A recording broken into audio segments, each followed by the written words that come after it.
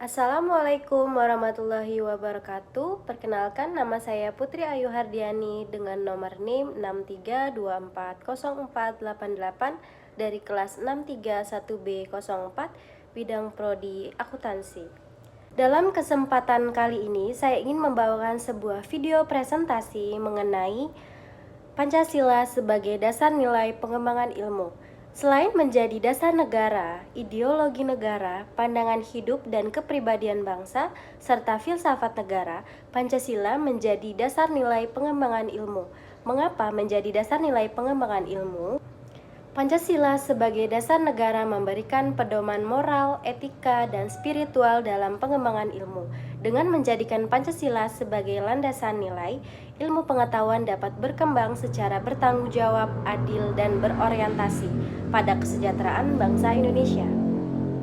Hakikat ilmu pengetahuan. Ilmu pengetahuan adalah hasil pemikiran manusia yang bertujuan untuk mencari kebenaran dan meningkatkan kualitas hidup. Dalam konteks di Indonesia, pengembangan ilmu harus selaras dengan nilai-nilai luhur bangsa yang tercermin dalam Pancasila.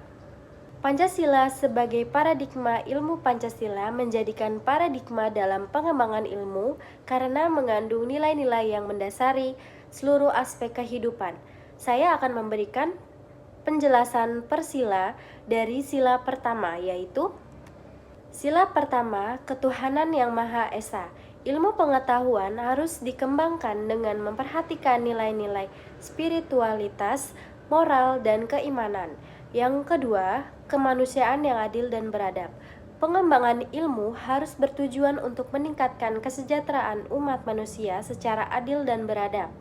Sila ketiga, persatuan Indonesia. Ilmu pengetahuan harus menjadi alat pemersatu bangsa, bukan pemecah bangsa. Selanjutnya, sila keempat, kerakyatan yang dipimpin oleh hikmat kebijaksanaan dalam permusyawaratan perwakilan. Pengembangan ilmu harus melibatkan berbagai pihak melalui dialog, musyawarah, dan keterlibatan masyarakat. Sila kelima, keadilan sosial bagi seluruh rakyat Indonesia, yaitu ilmu harus dikembangkan untuk mencapai keadilan sosial.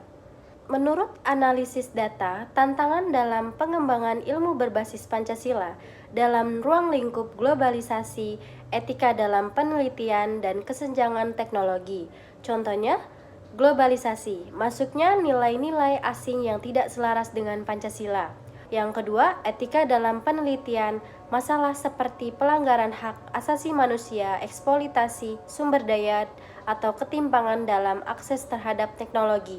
Yang ketiga, kesenjangan teknologi, ketimpangan pengetahuan ilmu dan teknologi di antara daerah maju dan daerah tertinggal.